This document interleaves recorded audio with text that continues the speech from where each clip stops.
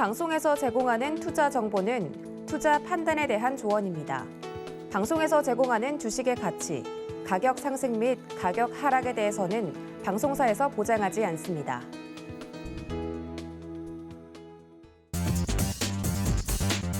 안녕하십니까. 순간포착 매매 시그널 진행의 도지은입니다. 오늘은 추석 연휴가 시작되는 날이죠. 좀 빨리 움직이신 분들은 오늘부터 가족분들과 함께 즐거운 시간 보내고 계실 거고, 이제 출발을 하셔야 된다 하는 분들이라면 곧 만나게 될 가족분들과 보낼 시간 기대하시면서 지금 부푼 마음 가지고 계실 것 같습니다. 모쪼록 안전하고 건강한 연휴 시작하시길 바랍니다. 자, 여러분 기억나시죠? 8월 15일 이 시간을 통해서 추석 차례상 차림비 마련하기 단기 투자 전략 저희가 알려드렸었는데요. 오늘 그 수익률을 확인해 보고 또 거기에 따른 전략까지 저희가 세워보는 시간 가져보도록 하겠습니다. 거기에 이어서 오늘은 두 번째 단기 투자 전략까지 준비를 했으니까 저희와 끝까지 함께해 주시면서 알찬 연휴 보내주셨으면 좋겠습니다. 자, 먼저 함께해 주실 믿음직스러운 두 분의 전문가님 먼저 소개를 해드릴 텐데요. 글로원 파트너스 이성웅 이사님과 훈훈한 주식의 김지훈 대표님 모셨습니다. 대표님, 이사님 어서 오세요. 네, 안녕하세요. 네, 반갑습니다. 오늘도 이야기를 또 알찬 주식 이야기를 좀 나눠볼 텐데 거두절미하고 지난 단기 수익률부터 저희가 좀 체크를 해보도록 하겠습니다. 한 분 한 분 체크를 해볼 텐데 우선 우리 이성웅 이사님 시드머니 1,000만 원 제시를 해주셨었고요. 먼저 첫 번째 종목으로 사마 네트워크스를 이야기를 해주셨습니다. 예상 수익률 3%를 제시를 해주셨는데 이게 참 시장의 변동성이 커지다 보니까 이 종목별로 대응하기가 굉장히 어려우셨을 것 같아요. 일단 결과부터 확인을 해볼까요?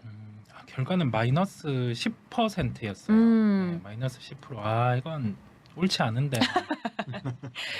이게 단기 투자 전략이다 보니까 이 종목 변동성에 시장이 이기는 종목 없잖아요, 이사님. 이건 제가 못한 것 같아요. 제가 못한 게 이 시점에서 네. 이 종목을 얘기를 하면서 실적에 대한 발표 일자 같은 경우를 체크를 했어야 돼요. 네. 근데 이 실적 일자 같은 경우를 체크를 했음에도 불구하고 예상보다 실적이 너무 잘 안 나온 거예요. 네, 실적이 잘 안 나오다 보니까 주가는 하락을 했고 이 주가 같은 경우가 하락을 하고 나서 반등이 못 나왔어요.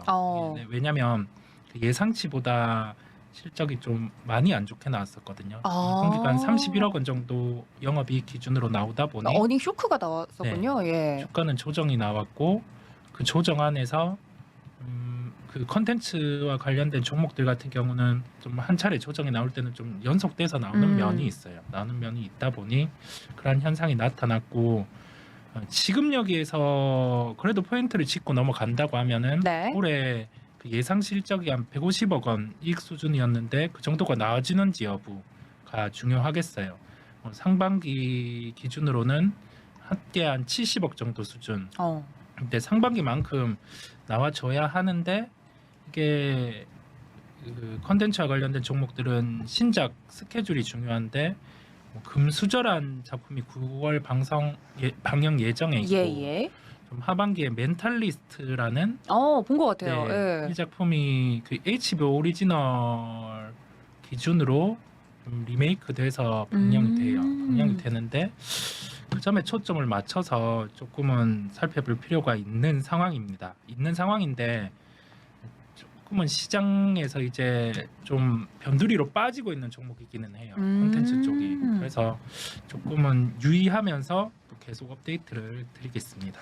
네, 사실 이 종목에 대해서 이야기를 해주실 때 이렇게 좀 진실하게 솔직하게 종목에 대한 리뷰를 해주는 방송이 많지 않습니다. 사실 이야기를 하고 이 수익과 관련돼서 에헴 하고 이제 모르는 척하고 넘어갈 수도 있을 부분인데 저희가 이렇게 제대로 AS도 해드리지 않습니까? 사마 네트워크스에 관련돼서는 앞으로도 하반기에 예정되어 있는 스케줄 따라서 좀 체크해볼 만한 사항들 이야기를 해드렸습니다.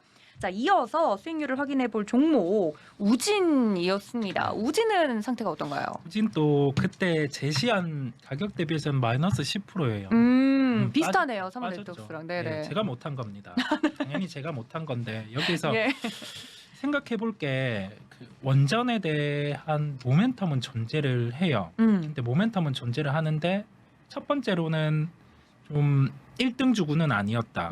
짧게 볼 만한 주식 측면이었다라고 생각을 해볼 수 있겠고요. 두 네. 번째로는 이게 해외 수주 중에 이집트와 관련된 수주가 나오고 나서 원전주들이 빠지기 시작했단 말이죠. 네. 빠지기 시작한 측면에서 1등주가 아닌 뭐 3, 4등주 이런 국면에 있다 보니까 주가는 더 빠르게 조정이 나오는 모습이었어요. 이 8월 26일 기점으로 해서 조정이 나오는 측면이었거든요.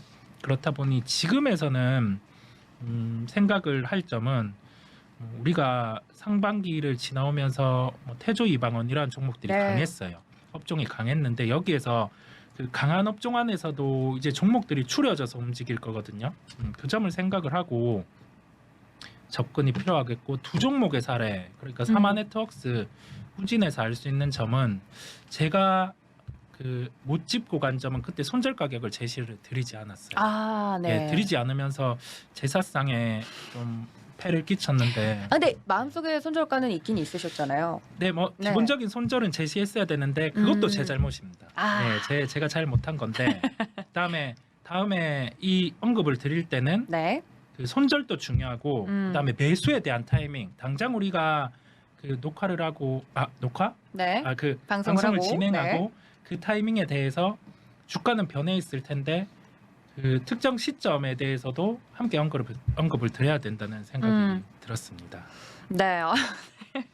우리 이사님께서 제 잘못입니다. 다 제 탓입니다. 이렇게 이야기를 해주고 계시는데 사실 전 그렇게 생각해요. 종목에 대해서 단기적으로 접근하시는 분들은 당연히 기술적인 손절가 정도는 생각을 하시고 네. 접근을 하시는 게 기본적으로 맞고요. 저희가 단기적으로 접근이 가능한 종목이고 목표가가 있으면 손절가도 당연히 있는 부분이기 때문에 똑똑한 서울경제TV 시청자분들은 그 점을 당연히 생각하셨으리라 생각을 합니다. 네. 아니 뭐 좀 비싼 사과 올릴 거, 네, 한입 베어 먹은 사과 올리고 그럴 수도 있는 거죠. 어떻게 뭐 필요에 따라서 예 조금 저품질의 사과를 올릴 수도 있는 부분이니까요. 너무 크게 네, 개념치 마시고 네, 이 두 가지 사례를 통해서 저희가 교훈을 얻었다는 게 중요한 거죠. 예, 네. 이사님의 리뷰까지 들어봤습니다. 자, 이번에 김지훈 대표님의 수익률을 좀 체크를 해볼 텐데요. 우리 김지훈 대표님은 시드머니를 좀 작게 설정을 하셨었어요. 그렇죠? 네. 300만 원 제시를 해주셨고 첫 번째 이야기를 나누었던 종목이 효성 첨단 소재였습니다. 어떻게 결과가 나왔나요? 저도 부끄럽습니다. 일단 아니 반성- 이거는 시장 탓이에요. 이거 시장 탓입니다. 예, 두 분 네. 일단 반성하고요. 효성 첨단 소재는 오늘 녹화한 날짜 기준으로 한 네. 3% 마이너스 3%. 네. 손실이 났습니다. 근데 하지만 효성 첨단 소재 네. 자체로 이사님은 되게 부러워하시는. 아니 저도 뒤에 ST팜은 아, 그래요? 처참합니다. 아 솔직한 거 좋아요. 네, 솔직한 거 좋아요. 예 예. 너무 조금 탐욕이 과욕이 어. 수익률에 대한 과욕이 이렇게 욕심과 아. 화를 부른 것 같고요. 여기도 교훈이 있잖아요. 예. 하지만 효성 첨단 소재의 펀더멘털에 대한 변한 것은 전혀 없습니다. 오. 네, 저는 오히려 더 견고해졌으면 견고해졌지. 네. 어떤 일단- 부분이요? 일단 뭐 가격적으로 하락한 거는 뭐 어쩔 수 없는 부분이지만 일단 효성 첨단 소재 하나하나 다 짚어보면요. 본업 일단 타이어 코드가 여전히 너무나 견조합니다. 일단 효성 첨단 소재 PET 타이어 코드 같은 경우는 글로벌 마켓 셰어에서 압도적으로 지금 1등을 계속 유지를 하고 있고요. 하던 일 잘 하고 네, 있군요. 하던 거 계속 잘하고 있고 네. 매출단에서도 55%를 차지하는데 제일 중요한 건 그 타이어 코드의 가격과 물량인데 타이어 코드 물량단에서 보시면 교체용 타이어 코드 시장이 신차용 타이어 코드의 4배 이상 큰 시장인데 교체용과 신차용에서 모두 잘하고 있고요. 교체용 단에서는 지금 그 SUV 그러니까 소위 말하는 일반 승용차에 들어가는 게 타이어 한 개당 300g이 들어간다면 SUV 같은 경우는 550g, 그러니까 약 1.7배가 더 들어가는 거거든요. 네. 근데 지금 북미하고 유럽은 SUV가 굉장히 비중이 커요. 그러니까 국내는 아무래도 세단의 비중이 크지만 네. 국내도 세단에서 SUV 쪽으로 넘어가는 추세에 있고 미국 같은 경우는 지금 세단 비중이 70%까지 그러니까 세단 죄송합니다. SUV. SUV가 네. 70%고요. 너무 네. 긴장해가지고 세단은 지금 그러세요. 네. 40%에서 23%까지 계속 감소하고 있거든요. 그러면 P와 Q가 동시에 증가하는 국면에 있다. 그리고 이미 북미와 유럽 단에서 2분기에 판가 상승을 3%에서 5% 정도 했거든요. 음. 그 부분이 이제 하반기 실적 단에서 반영할 거고. 그다음에 또 재밌는 게 그 타이어 코드의 원소재 PET 칩을요. 효성의 계열사인 효성 TNC에서 만들고요. 네. PET 칩의 원료인 TPA는 효성 화학이 만듭니다. 그러니까 효성그룹 3사가 자기네들끼리 다 해먹고 있어요. 네, 잘 나눠 먹고 있네요. 네. 예. 그래서 수직 계열화가 가능하니까 원가 절감이 되니까 엄청나게 수익성 향상이 좋아지는 거고.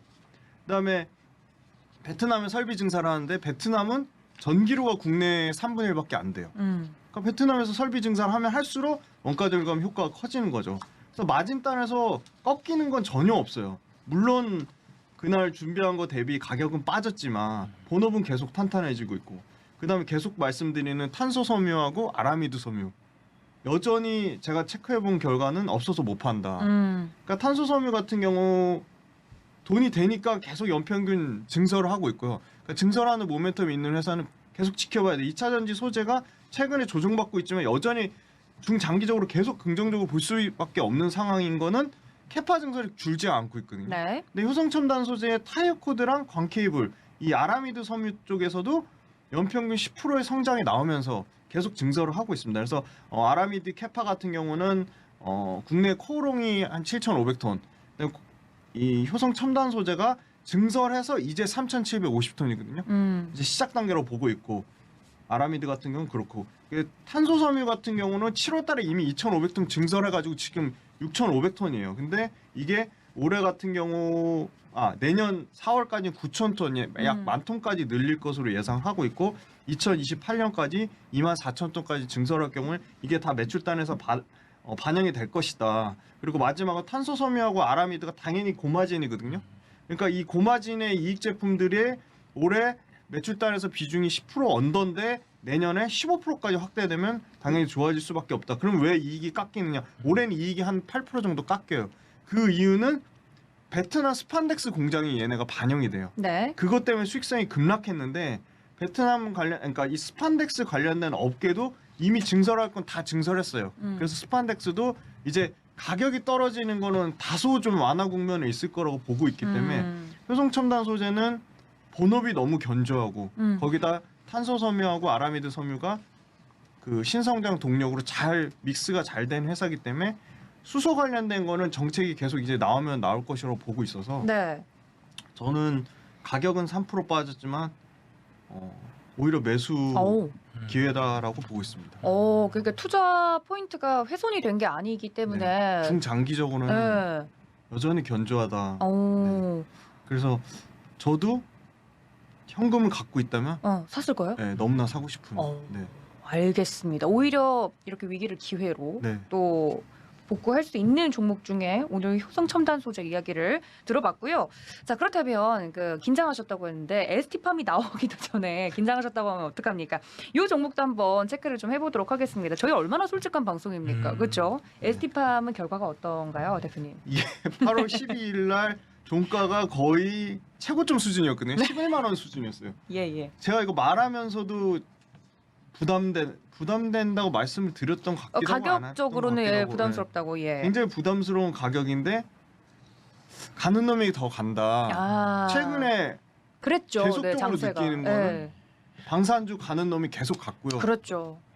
조선 계속 가는 놈이 갔고 현대인포 네. 계속 갔고 태양광 가는 놈이 하나솔루션 계속 갔고. 제가 현대로템 가는 거 보고 배가 너무 아팠거든요. 네. 네, 가는 놈들이 잘 갔죠. 네. 예, 그래서 예. 요 놈도 가는 놈인 줄 알고 계속 갈 줄 알았습니다. 근데 ST팜 역시 펀더멘탈은 변한 게 없습니다. 제가 종가 기준으로 마이너스 15%. 저도 이 ST팜 관련돼서 과거 자료, 그러니까 그 광복절 특집 자료 찾아보니까 손절선은 말씀 안 드린 것 같아요. 그냥 이 8월 12일 종가 기준으로 매수가 기준으로 뭐 5% 10% 빠지면 매수가 가능하다고 말씀드렸지만 결국 수익률로 치면은 오늘 이 녹화하는 시점 기준으로 마이너스 15% 기록했거든요. 하지만 여전히 펀더멘탈은 변화가 네. 없고 그게 중요한 네. 거죠. 네, 그게 중요한 거죠. ST팜의 제 마음속의 목표가는 변하지 않았거든요. 아, 마음속의 진짜요? 목표가는 훼손되지 않았나요? 15만 원이거든요. 아. 그래서 ST팜도 효성 첨단 소재처럼 좀 각계 전투를 해서 펀더멘트를 다 분석을 해보면 여전히 이 올리고 뉴클레오티드 이 CMO 생산 능력을 보유한 회사는 국내에 ST팜이 독보적이다. 아시아에서 1위고 국내 글로벌적으로는 3위거든요. 네. 3위인데 지금 뭐 2위랑 1위랑 격차가 얼마 안 되고요. 24년까지 캐파를 이제 기존에 지금 그 3.4 그러니까 2몰 정도 수준이에요. 캐파로는 2몰 정도 수준이고 이게 2024년에 이제 7.2몰까지 그리고 26년 13몰까지 7배까지 계획은 차근차근 진행이 되고 있습니다. 그리고 올리고단의 매출이 지금 54%고 제네릭 그러니까 마진 저마진의 제네릭 원료가 20%인데 제네릭 원료의 마진은 계속 줄어들고요. 2023년에 올리고 매출단에서는 66%, 2024년에는 75%까지 계속 올라갑니다. 그래서 올리고 관련된 이 CDMO 매출이 올라가면 올라갈수록 당연히 마진은 좋아질 수밖에 없는 구조고 네. 그다음에 시장에서 기대하는 이 mRNA, 그러니까 메신저 RNA 같은 경우는 반기 매출에 이제 47억을 기록을 했습니다. 실제 드디어 mRNA 관련된 매출이 찍혔다는 게 상당히 고무적이다. 그리고 이 mRNA 매출은 최소 이제 연간으로는 100억 이상 나올 것으로 추가 성장을 기대를 하고 있습니다. 왜냐하면 mRNA 시장 자체가 엄청나게 크고요. 실제로 mRNA 관련된 그 합성 신약이 2023년부터 대거 나옵니다. 그래서 이거 관련된 이제 모멘텀들 보시면 글로벌 1등 RNAi 치료제 개발 기업 엘라엘람이 이 6월달에 FDA 승인 받고 9월달에 유럽 승인 전망이 예상되고 있고요. 네. 8월달에는 심근경색병 환자 대상으로 후기 임상이 이미 긍정적으로 나왔고 그거 관련돼서도 이제 하반기에 모멘텀이 있을 거고 그다음에 고혈압 치료제 그다음에 뭐 알츠하이머 치료제도 이제 하반기에 계속 이제 이슈가 나올 것으로 예상되고 있기 때문에 네. 계속 모멘텀을 가지고 있다. 그리고 엘라엘람 말고도 아이오니스라고 얘네도 이제 올리고 기반의 치료제인데 고혈압 치료제, 유전성 혈관 부종, 그다음 말단 비대증 뭐 이런 엄청나게 적응증이 다양화되고 있다. 그러면 결론은 이 CDMO 기업의 경쟁력은 지난번에도 말씀드렸지만 트랙 레코드하고 해당 국가의 CGMP 인증. 근데 CGMP 인증 얘네가 또 받았거든요. 네. 5월달에 받아가지고 뭐 무결점 가장 최고 등급을 받았습니다. 그래서 이 인증 받았다는 것 자체, 그다음에 레퍼런스 갖고 있다는 것 자체가 오히려 상반기보다는 하반기에 이 모멘텀을 계속 갖고 있습니다. 그러니까 이 수주, 이 CDMO 관련된 뉴클리오타이드 수주 모멘텀을 갖고 있고요. 네. 마지막으로는 ST팜도 자체 개발 신약을 하고 있습니다. 그래서 에이즈 치료제 STP-0404가 프랑스에서 임상 1상 성공적으로 했고 올해 연내 말 정도에 이상 진입할 것으로 예상을 하고 있고요. 이것도 모멘텀이 아직 살아 있는 거고요. 그다음에 대장암 치료제 STP-1002가 미국에서 임상 1상 마무리 단계에 있어서 이것도 미국 쪽 임상에 대해서 결과가 나올 것으로 예상하고 있어서 CDMO 본업의 매출이 견고하게 나오고 있고 연간 매출단에서 30% 넘게 성장이 나오고 영업이익단에서 180억 나오기 때문에 아까 말씀드린 CDMO 올리고 매출이 네. 2025년까지 꾸준히 2천억대에서 3천억, 4천억, 5천억까지 그냥 성장할 것으로 예상하고 있기 때문에 지금 ST팜은 가격만 빠졌지만 펀더멘털은 변한 게 없다. 네, 그렇게 말씀드릴 수 있을 것 같습니다. 네, 아니 두 종목 다 좀 리뷰를 해봤는데요. 중요한 건 그건 것 같습니다. ST팜도 그렇고요. 내 마음속의 목표가는 변한 게 없다. 그런 부분에서 자세하게 왜 변함이 없는지 종목에 대해서 자세하게 좀 리뷰를 해드렸으니까요. 혹시나 저희 프로그램을 보고 이 종목에 대해서 관심 종목에 넣어두시고 보고 계시거나 혹은 이 수익률을 체크하시는 분들 이전까지 여러분들 다 체크 포인트로 챙겨가 주시면 종목에 대한 대응 전략이 되실 거라고 생각을 해봅니다. 자, 지난 단기 투자 전략 이렇게 저희가 좀 리뷰를 해봤는데 자체적인 평가를 좀 해보고 넘어가야 될 것 같습니다. 두 분 다 제 탓이요 하셨지만 어떻게 이게 또 개인의 탓이겠습니까? 이 시장에 대한 이야기는 이후에 나눠보도록 할 텐데 우리 이사님 한 줄 정리를 해보자면 어떠셨어요?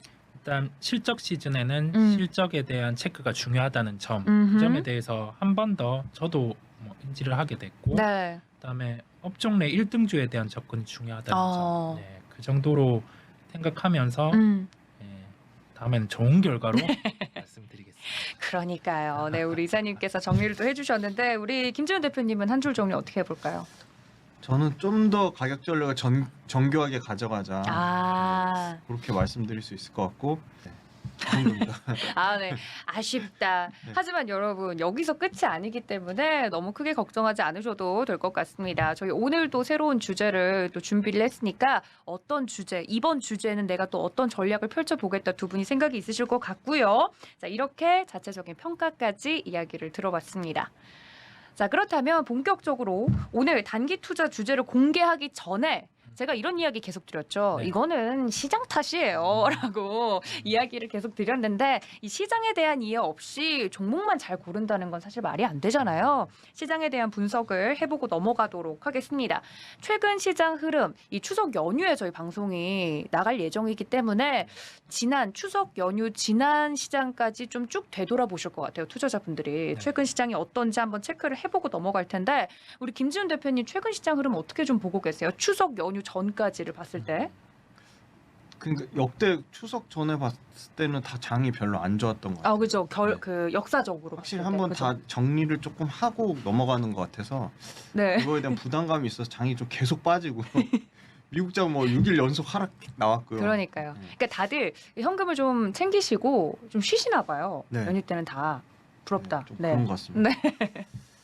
현금이 있는 사람 입장에서 좋지만 주식을 갖고 그러니까요. 있는 사람 입장에서 이게 네. 미치는 거거든요. 저는 뺄 게 없거든요. 저도 대표님. 마찬가지입니다. 네, 시장에 대해서 자세하게 분석해 주시죠. 네, 연준의 통화 정책이랑 경기도나 우려에 따른 수요 위축이 계속 좀 부정적으로 영향을 미치는 것 같고, 그다음에 8월달에 이제 ISM 제조업 지수까지 이제 기업들의 생산과 재고를 크게 감축해서 이게 수요 부진까지 전망이 나오고 있습니다. 그리고 국제금리 상승세에 따라 안전자산 선호 심리가 계속 확대되고 있고요. 다만 이제 경기 판단의 근거로 이제 제롬 파월 연준의장이 많이 얘기를 언급을 하는 실업률은 대표적인 경기 후행 지표라는 데 좀 유의를 하셨으면 좋겠고요. 업종별로 좀 말씀드리면 음식료는 국내랑 해외 모두 이제 판가를 좀 올리는 상황이 올 것이다. 이미 국내는 올렸고요. 라면 같은 경우는 작년에 올렸는데 올해 또 올렸고. 그렇죠. 그래서 해외 쪽에서 Q 성장이 나오면서 P와 Q가 모두 좋은 상황이다. 미디어 딴에는 OTT 성장이 나오면서 OTT끼리 자기네들끼리 계속 치고받고 경쟁이 심하면 심화될수록 국내 콘텐츠 제작사가 이 높은 가성비랑 스토리텔링으로 모멘텀 강화하면서 수익률이 상당히 좋았다. 엔터 역시도 글로벌 팬덤. 그리고 밥은 굶어도 내 아티스트의 앨범을 사준다.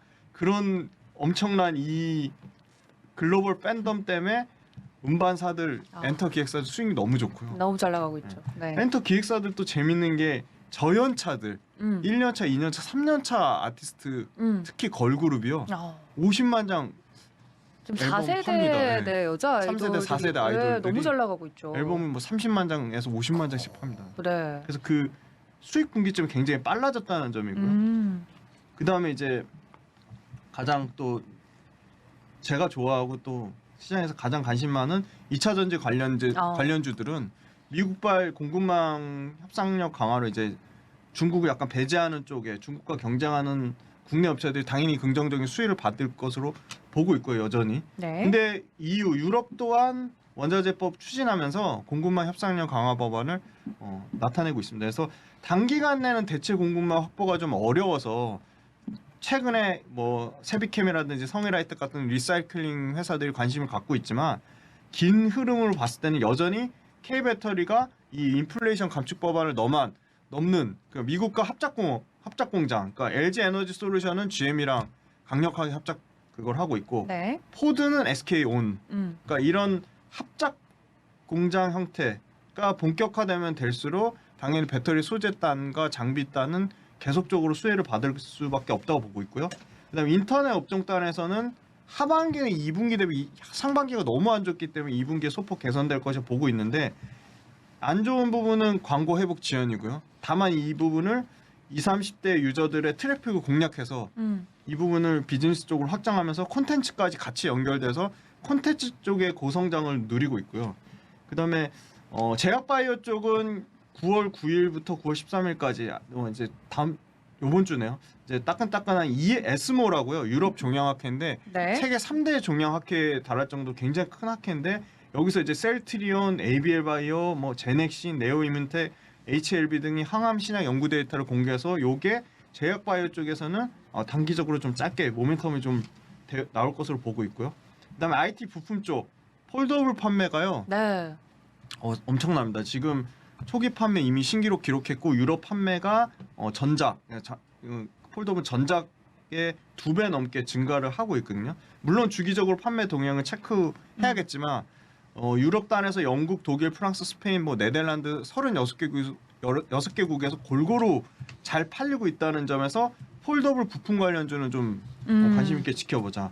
그리고 아이폰 14가 이제 드디어 9월달에 나오는데 네. 아이폰 14 밸류체인 LG 이노텍하고 BH 관련된 회사도 너무 좋게 보고 있고요.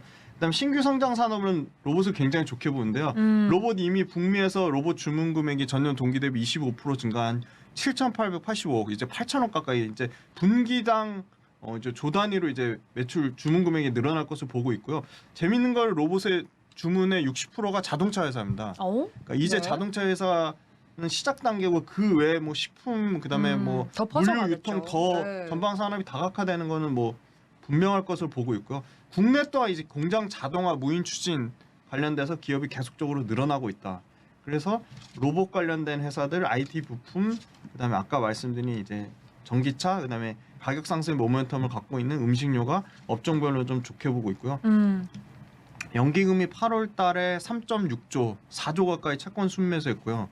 국고채가 3년물 금리 기준으로 월간 17년 만에 최대폭 상승하면서 채권 매수로 계속 들어가는 건 주식 쪽에는 좀 안 좋은 것 같아요. 수급 상황 좋은 상황은 아니다라고 말씀드릴 수 있을 것 같습니다. 네, 전반적으로 시장에 대해서 그리고 시장 안에서 움직이고 있는 섹터별로 자세하게 좀 설명을 해주셨는데요.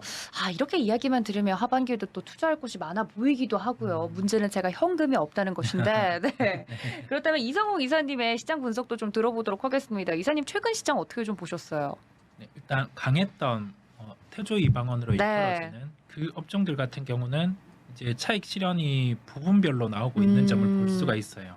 왜냐하면 에너지 같은 경우가 변동이 나타나잖아요. 그쵸. 이 변동 안에서 조금 긍정으로 영향을 미치던 태양광 쪽 같은 경우, 그다음에 연결해서 풍력이라든지 이런 신재생 에너지 업종 같은 경우는 종목별로 이제 차별화가 나타나기 시작을 했거든요. 그렇다 보니 우리가 생각할 수 있는 점은 시간이 아직 3분기 실적을 보기에는 남아 있어요. 그렇다 보니 충분히 차익 실현이 나올 수 있는 점을 볼 수가 있겠고, 여기에서 주도 업종이 부재하다는 점이 계속 부각이 되고 있습니다. 네. 뚜렷하게 시장을 캐리하고 가는 그런 업종이 없다는 점, 이 없다는 점이 좀 지수를 상승으로 이끌기에는 부담스러운 측면이 있겠고요.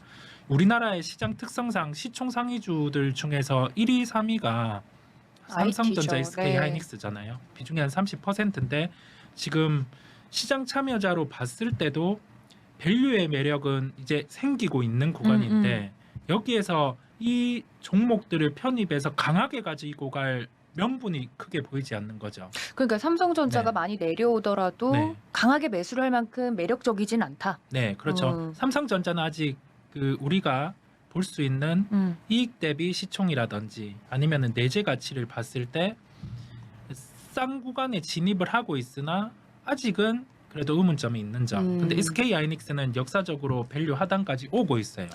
여기에서는 근데 우리가 판단을 할 때 어떻게 할 수 있냐면 재고의 변화가 있어야 되거든요. 재고의 변화. 네, 근데 아직은 이 부분에 대해서는 좀 시간을 가지고 봐야 되는 그 측면이라고 할 수 있겠습니다. 좀 종합을 해볼게요. 그러면 네. 지금 상반기에 오면서 상반기 말에 강했던 태조 이방원의 업종 같은 경우는 차익 실현이 일부 나타나고 있다. 즉 좀 균열해 보이고 있는 거죠. 시장에서 충분히 차익 실현이 나올 만큼 구간이 있다 보니까 이러한 형태가 나타나고 있고, 그러면 여기에서 나머지 시총 상위를 통해서 플레이를 하기에는 IT에 부담이 있다는 점. 그러면 시장에 대해서는 조정이 나올 수 있는 점도 있지만은 역으로 크게 밀리지 않는 그러한 업종들도 있단 말이죠. 지금 한 지수의 2,400 구간에서는 그러한 업종을 보고 갈 필요가 있다는 점. 버텨주는 업종이요. 그렇죠. 네. 자동차 업종이라든지 이 자동차 업종에서 파생을 해서 본다고 하면은 태조 이방원 중에 그 태조 이방원 중에 맞춰보. 원전 네, 원전 내 네. 종목, 원전 내 종목 정도. 예. 그다음에 방산 내 종목 정도. 네. 제가 일부러 텀을 뒀습니다. 그러니까요. 밀당에 대가세요. 방송입니다. 텀을 두면서 봤는데 네. 이 정도의 업종 내 종목들을 보면서 가야 된다는 점, 그 음. 결론의 포인트는 그건 거죠. 이제 업종을 따다다다닥 나열해서 음. 보기보다는 업종 내 종목 플레이를 하는 구간으로 돌입을 한 점을 기억을 해야 되겠습니다. 네. 그럼 굉장히 좀 중요하네요. 업종을 정하고 그 안에서 더 강하게 갈 만한 종목을 좀 잘 고르는 데 집중하는 걸로요, 네, 이사님. 맞습니다. 처음으로 돌아오는 거죠. 음. 우리는 언제나 처음을 기억할 필요가 있는 것처럼 네. 그 처음에서는 1등주를 플레이하는 게 그랬죠. 많거든요. 예, 그랬죠. 네. 처음으로 다시 돌아가 보죠. 제사상 한번 엎었지만 네. 처음으로 돌아가 보는 걸로. 새 마음 새 가짐으로. 네네. 예. 그렇게 한번 돌아가서 초심으로 네, 돌아가서 한번 차례상을 차려보자 이야기까지 시장에 대한 분석해봤습니다. 이런 흐름 속에서 저희가 체크해봐야 될 포인트들 다시 한번 또 짚어볼 텐데 시장 동향 속에서 저희가 최근에 시장 브리핑을 할 때 참고하는 지표가 하나 있다면 환율 네. 빼고는 이야기할 수가 없을 것 네. 같습니다. 녹화일 기준으로 1,350원을 원달러 환율이 훌쩍 넘는 네. 흐름이 나와서 네. 이거 수급적으로 좀 장기적으로 보기에도 부담스럽지 않나 네. 이야기가 나오고 있는데 이성웅 이사님 환율 좀 짚어주신다고요. 맞아요. 이 환율에 대한 얘기가 많아요. 네. 그렇죠. 신흥국 뉴스는 얘기. 엄청 많이 네, 나와요. 맞아요. 네, 근데 진짜 걱정할 구간인가 투자자들 궁금하거든요. 시장 참여자들이 그런 말을 많이 해요. 음. 원달러 환율이 5년 내에 이제 원화의 절하가 가장 뚜렷하다라는 얘기가 많은데 이게 달러 인덱스의 구조를 먼저 알고 음흠. 지금이 그러면 우리나라만의 특성인지 신흥국이 동조화돼서 이런 현상이 나타나는지 여부를 체크할 필요가 있는데 첫 번째로 달러 인덱스의 구성 같은 경우는 유로화의 비중이 가장 높아요. 그다음에 연결해서 그다음에 엔화거든요. 이 비중을 봤을 때는 그 유로화 같은 경우의 추이, 그다음에 나머지 뭐 엔화, 그다음에 신흥국의 통화들 이 흐름에 따라서 좀 파생될 수 있는 점을 생각해야 되겠습니다. 즉 달러화의 강세로 인해서 지금은 벌어지고 있는 신흥국의 통화들의 약세라고 말씀을 드릴 수 있겠고요. 두 번째로는 그러면 우리나라만의 약세인지 신흥국이 함께 약세인지 이 부분을 볼 필요가 있는데 이게 우리나라만의 약세가 아니라 신흥국이 함께 약세가 나타나고 있습니다. 이 점을 함께 생각을 해야 되겠고 네. 그러면 여기에서 결론을 내보는 거죠. 우리나라가 지금 우리나라만이 특이하게 시스템 리스크가 있는가? 라고 하면은 그렇지 않단 말이죠. 그러면 여기에서 생각을 할 수 있는 거는 환율은 시장을 바라볼 때 하나의 지표로 고려할 수 있는 거지 이게 시장을 그 리스크로 끌고 갈 만한 그러한 그 특정 요소는 아니다. 포인트, 네, 그건 아니라는 점이죠. 음. 네, 그렇게 생각을 할 필요가 있겠고 그러면 여기서 또 생각을 하는 거죠. 주식과 연결해서 네. 환율과 관련된 종목을 플레이하느냐 마느냐. 그렇죠. 중요하죠. 특정 시점을 넘어섰을 때는 플레이하는 게 맞죠. 다만 막 퍼뜨려서 플레이해서는 안 되죠. 이 환율과 함께 실적이 연결해서 좋아질 수 있는 그러한 업종을 본다면 자동차 업종 자동차 말씀드릴 업종. 수 있겠습니다. 네. 기승전 자동차인데 오늘따라 그러게요. 오늘 또 기승전 또 자동차로 이야기가 또 흘러가고 고점을 치면 있는데. 안 될 텐데. 그러니까 네. 우리 전문가님들이 좀 많이 보수적이셨어요. 예. 우리 김지현 대표님한테도 짧게 좀 여쭤보도록 하겠습니다. 환율 이야기를 해주셨는데 체크 포인트로 삼을만 합니까? 네, 당연히 체크 포인트를 삼을만 하고요. 네. 말씀 주신 대로 우리나라 자체 원화의 펀더멘털이 약해서 그런 게 아니에요. 환율 상승이 네. 아니라는 게 포인트인 것 같고요. 일단 물가는 그 미국 소비자 물가 빠른 둔화를 예상하고 있는 게 가장 핵심 5가지. 그러니까 식품 물가지수의 기여도 식료품 가격 하락함에 따라 식품 물가지수 기여도가 떨어지고 있고 네. 그다음에 갤런당 4.5불까지 떨어졌거든요. 10% 넘게 빠져서 지난달 대비 가솔린 가격 하락하니까 에너지 물가지수도 빠지고 있고 그다음에 주거비가 연간 한 25% 정도 상승했는데 최근에 17% 상승률 자체가 완화됐고 그다음에 중고차 가격 빠졌고요. 그다음에 ISM 구매자 물가지수 역시도 지금 빠지면서 안정되면서 물가 상승을 요인하는 5가지 핵심 변수가 모두 제거 중에 있다는 게 저는 핵심 포인트로 보고 있고요. 네. 그다음에 이제 수출이 작년 동기간 6.6% 증가하면서 566억 7천만 달러. 근데 반대로 수입도 28%나 증가하면서 661억 5천만 달러면서 역대 최대 무역 수지를 월간 기준으로 기록을 했어요. 94억 7천만 달러. 근데 이게 4월 달부터 계속 5개월 연속 적자. 그리고 금융위기 이후 14년 만에. 근데 이거를 굉장히 그 언론사에 그 강조해서 얘기를 하거든요. 네. 근데 무역 수지는 적자지만 경상 수지는 흑자라는 게 포인트고요. 경상 수지는 338억 달러 흑자 진행 중이라는 말은 무슨 말이냐면 우리는 순채무국이 아니라 순채권국이다. 그래서 자본 유출 압력이 적다. 네, 너무 이걸 이렇게 이 수출 수입 관련된 무역 적자 관련돼서 부정적으로 볼 이슈는 아니라고 좀 말씀드릴 수 있을 것 같습니다. 네, 이게 또 쏟아지는 기사들 중에서 진짜로 걱정할 만한 것인지 아닌지 초보 투자자분들은 헷갈리실 수 있는데 이 부분에 대해서 시장에서 저희가 좀 체크해봐야 될 포인트들까지 이야기 나눠봤습니다. 자, 오래 기다리셨습니다. 드디어 오늘의 메인 타임입니다. 단기 투자 주제, 오늘은 대체 어떤 주제길래 이렇게 뜸을 들이느냐라고 생각하시는 분들 많으실 텐데요. 오늘은 가을 단풍놀이 용돈 마련입니다. 아, 소소하죠? 네네. 두 분 다 가을에 좀 놀러 가실 계획이 있는지 궁금합니다. 우리 이사님은 놀러 가실 계획 좀 있으세요? 가을에? 가을엔 가야죠. 한번 가야죠. 아, 한번 가야 네. 돼요. 단풍도 좀 보고. 주말을 이용해서 네. 가야 되겠죠. 네, 우리 대표님.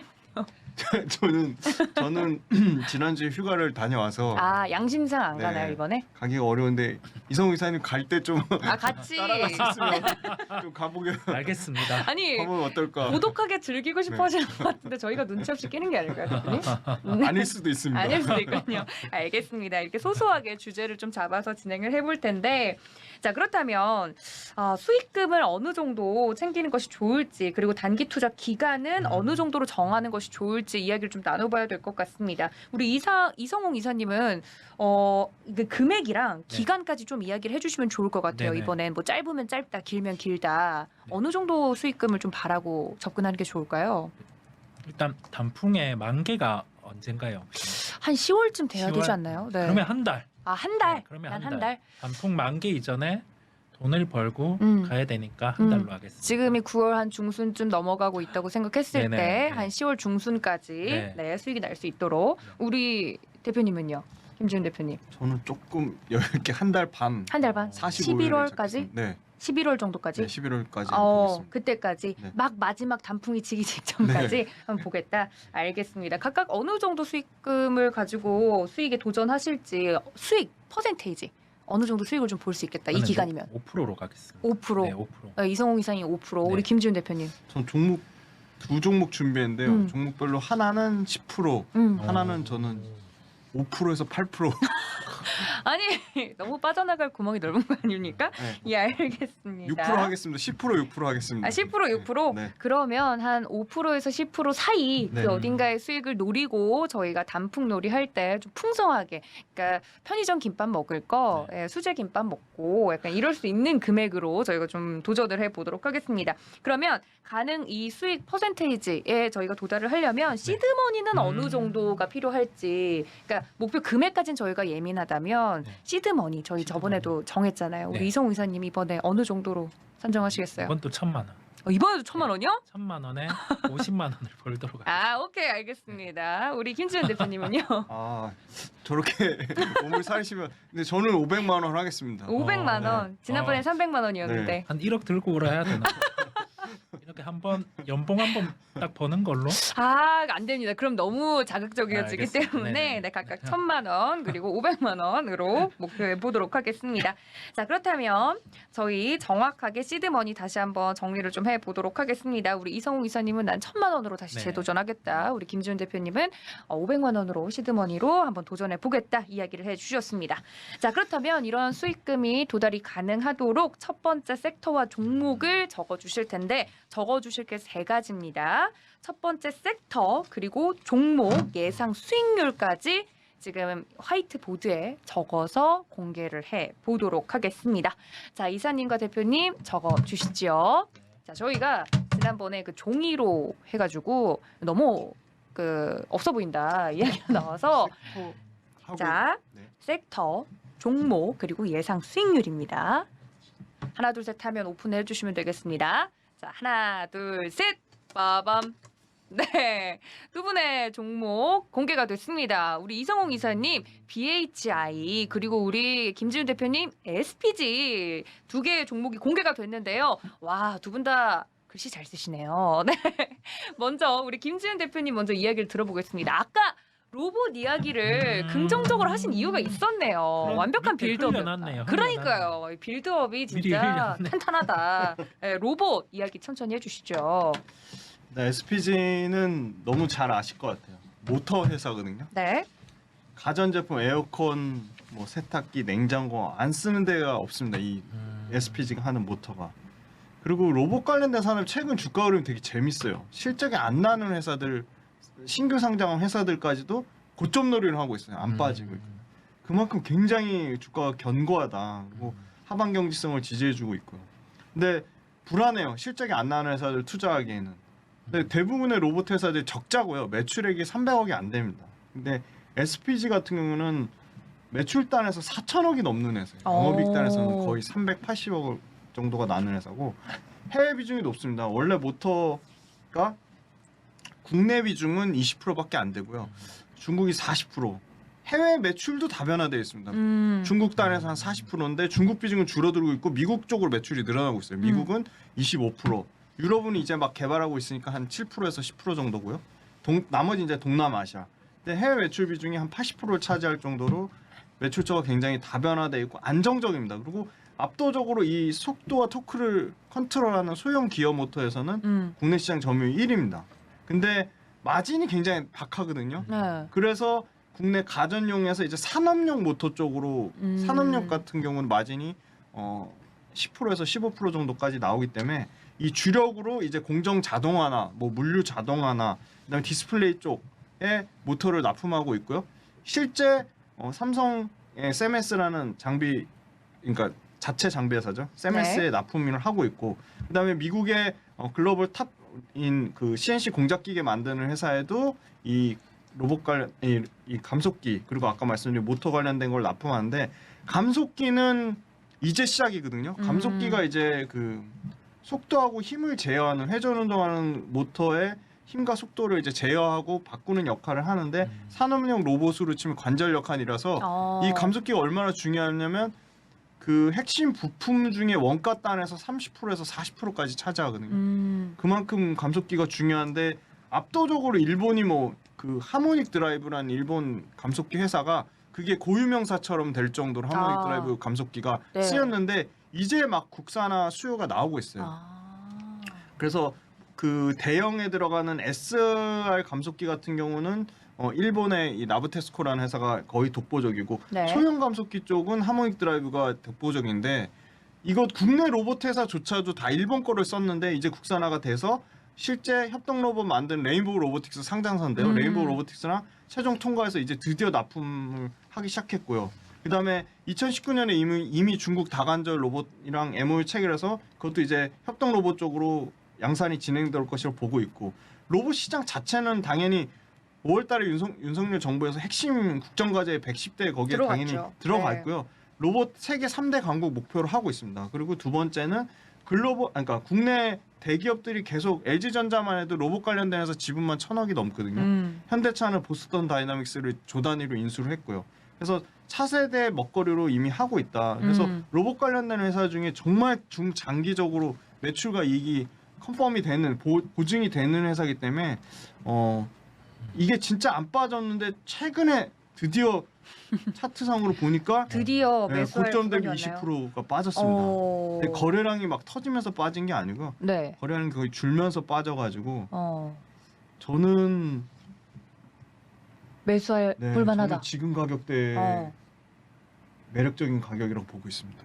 그러면 지금의 종가가 지금 녹화일 기준으로 네, 15,700원 정도 네. 최대한 이 가격으로 플러스 마이너스 언더 5% 마이너스 5% 위로 5% 정도는 굉장히 매력적인 가격이라고 보고 있고요. 네. 물론 이것도 나중에 혹시나 또 특집 프로그램을 네. 준비하는 시점에 빠질 수도 있습니다. 근데 좀 진짜 긴 호흡으로 보셨으면 좋겠어요. 로봇은. 짧게 보지 말고. 네. 그럼 목표가랑 손절가도 필요는 할 것 같은데 네, 가격을 좀 손절가는 필요하다고 보고 있고요.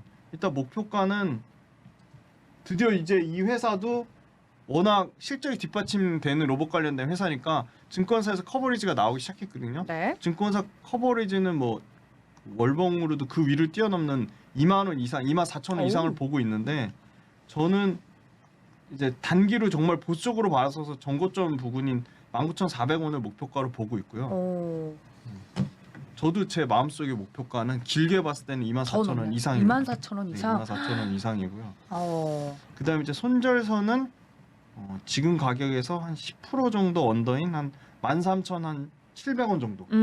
네, 그걸 손절선으로 잡고 대응해 보자. 알겠습니다. 앞서서 시장 이야기를 할 때 로봇 이야기를 해주신 이유가 있네요. 네. 로봇 섹터에서 골라주셨고 SPG 이야기를 해드렸으며 이번에는 손절가까지 정확하게 저희가 안내를 해드렸습니다. 하지만 단기적으로도 좋지만 중장기적으로 더 매력적인 종목이라고 하니까 시청자 여러분들 이 점까지 체크해 주시면 좋을 것 같고요.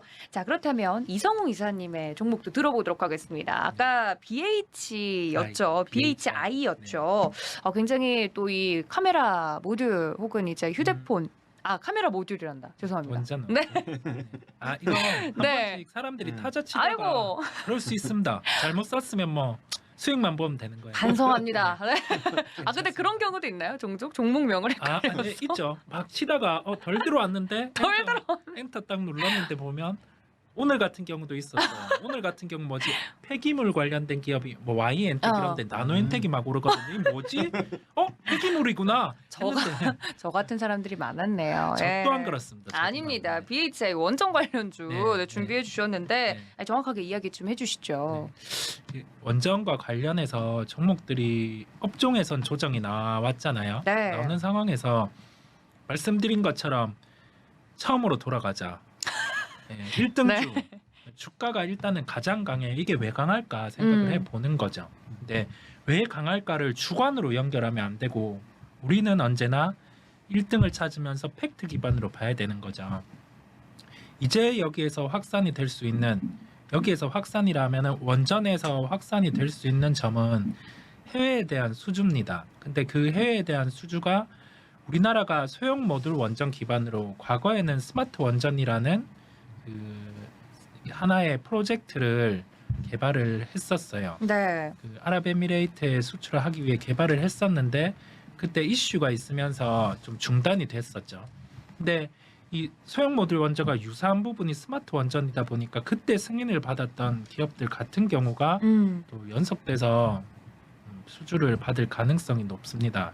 그래서 그 소형 모듈 원전과 관련된 기업 미국의 뉴스케일 파워의 주기기 파트를 두산에너빌리티가 한다고 하면은 우리나라 소형 모듈 원전의 수출 같은 경우 그 파트를 BHI가 할 가능성이 높을 것으로 예상을 하고 있고 그렇다 보니 원전 쪽이 빠짐에도 불구하고 이 BHI는 주가가 강세를 나타내고 있는 점 알 수가 있겠습니다. 네, 원전 이 관련돼서 이 종목 같은 경우는 우리 이성웅 이사님께서 방송 통해서도 몇 번 언급을 해드렸던 종목이 기억이 납니다. 네. 저처럼 엉뚱하게 다른 종목 검색하지 마시고 네. 원전 소형 모듈 관련돼서 BHI 이야기를 해드렸고요. 가격 전략 이야기를 또 간단하게 정리를 좀 해드릴 수 있을까요? 네, 맞아요.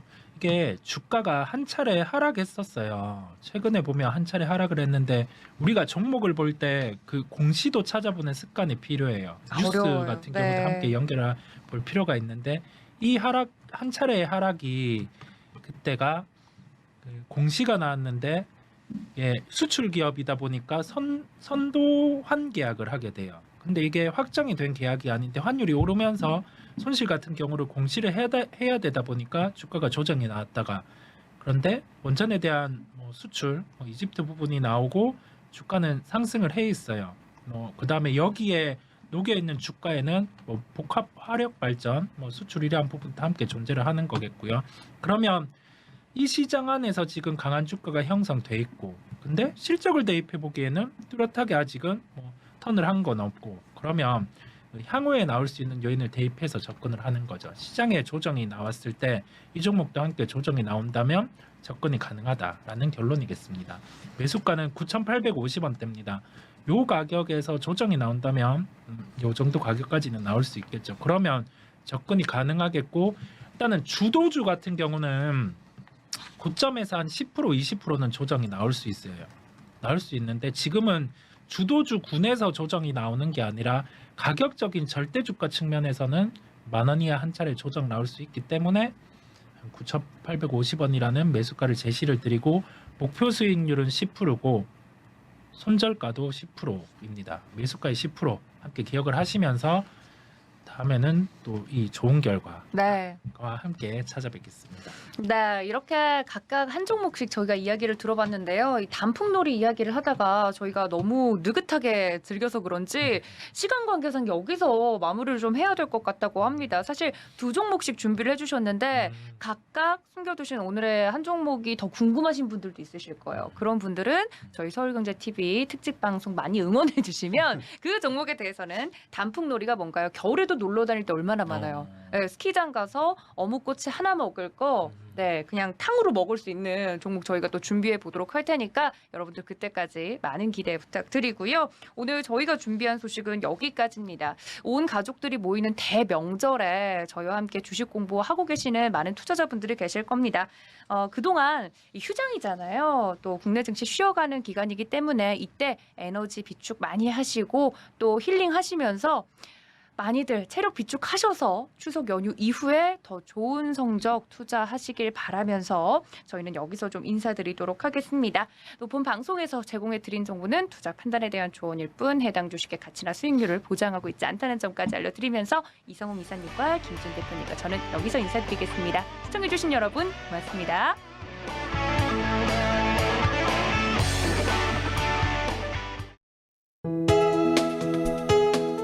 본 방송에서 제공하는 투자 정보는 투자 판단에 대한 조언입니다.